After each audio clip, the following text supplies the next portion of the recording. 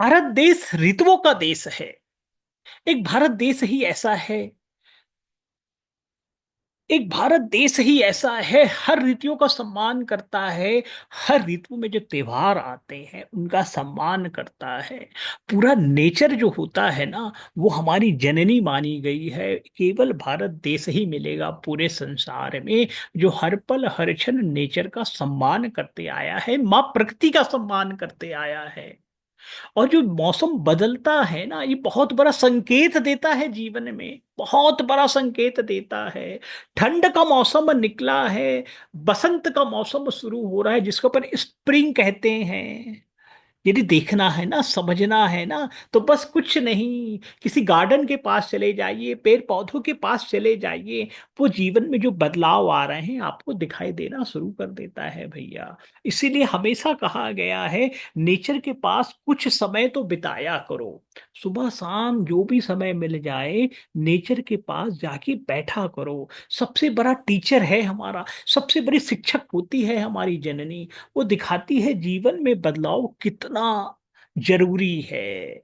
यदि मौसम में बदलाव नहीं होगा तो पेड़ पौधे में जो पुरानी पत्तियां हैं वो कैसे गिरेंगी। पतझड़ का मौसम जब तक नहीं आएगा तब तक नई पत्तियां आ ही नहीं सकती। नेचर हमें सिखाता है बदलाव के लिए तैयार रहिए। हम लोग क्या है, जीवन में बदलाव के लिए तैयार नहीं रहते, इसीलिए जीवन में कष्ट आता है। यदि बॉडी भी आपकी तैयार नहीं है ना, तो तुरंत वो इंसान बीमार हो जाता है। अभी देखिएगा बहुत सारे लोग हैं, बुखार पड़ेगा, सर्दी आएगी, वो उन्हीं लोगों में आती है जो जीवन में ओपन नहीं है बदलाव के लिए। बहुत अपने आप को पकड़ के बैठे हुए हैं भैया। फ्रीडम नहीं है, आजादी नहीं है उनके मन में, उनके विचारों में। और जो मन में विचारों में आजादी नहीं है ना भैया, तो बीमार होगे, क्योंकि आप नेचर को फॉलो नहीं कर रहे हो। इस संसार में प्रकृति में वही जीवन रह पाया है, उसी का अस्तित्व रह पाया है जिन्होंने जीवन में बदलाव को स्वीकार किया है। आप बिजनेसमैन भी देखते होंगे बहुत सारे। सोनी का एक वॉकमैन हुआ करता था। हमारे कॉलेज के समय तो याद है भैया, जब भी ट्रेन से जाया करते थे ना, कुछ लड़के जो होते थे वो वॉकमैन सुना करते थे। हम बोलते थे बहुत पैसे वाले घर का लड़का है भैया, उसमें रील फंसाते थे और सुनते रहते थे। वॉकमैन का जमाना था। कुछ दिन में फिर आईपॉड आया, छोटा सा था, उसको भी म्यूजिक भर के सुनते थे लोग। हम तो रेडियो ट्रांजिस्टर वाले रहे हैं भैया, हमारे माँ बाप इतने पैसे वाले रहे नहीं। केवल यही अच्छा काम किया है, उन्होंने हमें अच्छे अच्छे कॉलेज में एडमिशन दिलवाया है। गवर्नमेंट के कॉलेज में पढ़े हैं हमने, गवर्नमेंट के कॉलेज में जिसका नाम हुआ करता था रीजनल इंजीनियरिंग कॉलेज वारंगल। और बहुत सारे ऐसी एमटेक के कॉलेज हमने पढ़ाई की है, खूब पढ़ाई की है। माँ बाप की बहुत कृपा रही है, गुरुओं का आशीर्वाद रहा है, सरस्वती मैया की असीम कृपा रही है। इंजीनियरिंग की पढ़ाई की, सब किया है। लेकिन एक ही काम किया, जीवन में बदलाव को स्वीकार करते रहे हैं। हमें मालूम था आज वॉकमैन नहीं है, आईपॉड नहीं है, जीवन में ऐसा आएगा कि लोगों को हम आईपॉड और आईफोन बांटा करेंगे। आज वही स्थिति आ चुकी है। जीवन में धन धान्य सुख शांति समृद्धि की असीम कृपा है गोविंद की, असीम कृपा है गोविंद की। क्योंकि कहते हैं ना, जीवन में जो भी बदलाव आ रहा है, जो भी समय है, उसका सम्मान करते चले जाइए। और यही सिखाता है मैं बसंत पंचमी, माँ सरस्वती का त्योहार यही सिखाता है जीवन में। माँ सरस्वती की असीम कृपा बनी हुई होती है। माँ सरस्वती जो साड़ी पहनती है, देखो सफेद कलर की साड़ी है, प्योर स्वच्छता की निशानी है। सौम्य सौम्य की निशानी है, स्वच्छता की निशानी है भैया। जीवन में सरल और संयम कैसे बरता रखे, ये दिखाती है मां सरस्वती मैया। तभी ज्ञान स्थापित हो पाएगा। यदि आप जीवन में संयम नहीं है, सरलता नहीं है, तो ज्ञान टिक नहीं पाता भैया। धन कितना भी कमा लो, धन कितना भी कमा लो, आशीर्वाद कितना भी कमा लो, ना फलने वाला। याद है ना कुंभकर्ण। अरे कुंभकर्ण ने भी तपस्या की थी, जैसे रावण ने तपस्या की थी। खाने का बहुत शौक था उसको। मांग लिया ब्रह्मा जी से वरदान कि मुझे 6 महीने खाता रहूं। डर गए सारे भगवान, डर गए सारे भगवान। ब्रह्मा जी ने अपनी धर्म पत्नी सरस्वती का आह्वान किया है।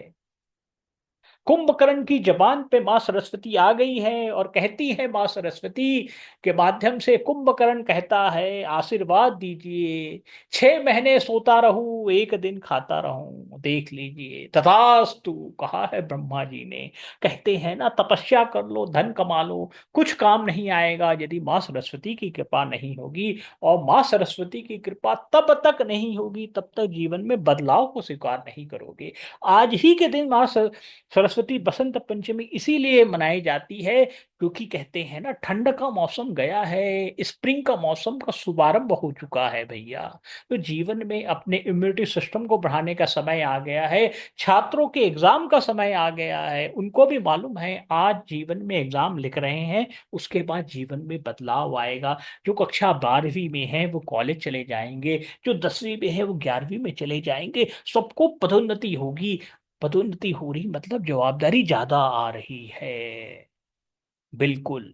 हमेशा याद रखिएगा, यदि आपके जीवन में पदोन्नति हो रही है मतलब जवाबदारी आ रही है, रिस्पॉन्सिबिलिटी आ रही है। और रिस्पॉन्सिबिलिटी को वही ले सकता है जीवन में जिसके ठहराव है, संयम है, सरल है जिसका जीवन।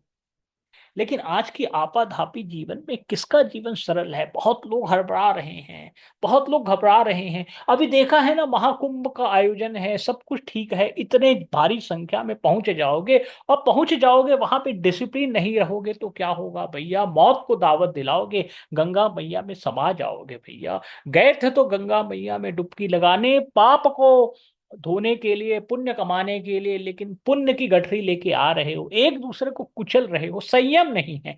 मैं पहले नहा लूं, मैं पहले नहा लूं, मैं पहले नहा लूं, मैं पहले डुबकी लगा लूं, मैं पहले डुबकी लगा लूं। अरे भैया, मैं करते रहोगे तो ऊपर वाला बुला लेगा बहुत जल्दी भैया।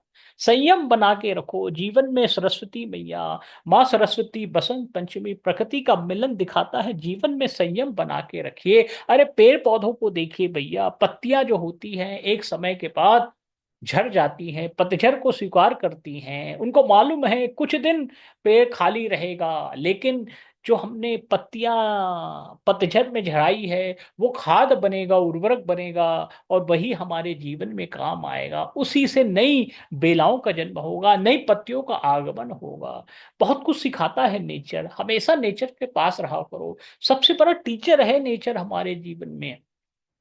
बरगद का पेड़ है, पीपल का पेड़ है, नीम का पेड़ है, सब पेड़ों में भगवान का वास होता है भैया।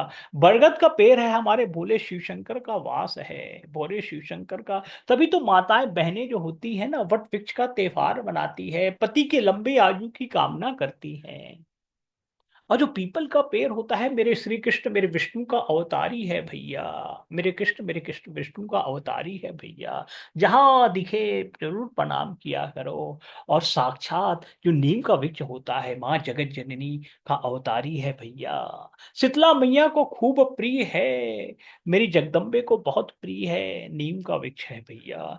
हमारे दांतों की भी खूब सुरक्षा करता है भैया। खूब मीठा खा लो तो नीम का फल कड़वा खाना भी पड़ता है। नेचर सिखाता है जीवन में, मीठे के साथ साथ कड़वे को भी पचाने आना चाहिए भैया। हम लोग लेकिन जीवन में इतने आलस्य हो गए हैं, जीवन में ना थोड़ा सा कष्ट आता है तो घबरा जाते हैं भैया।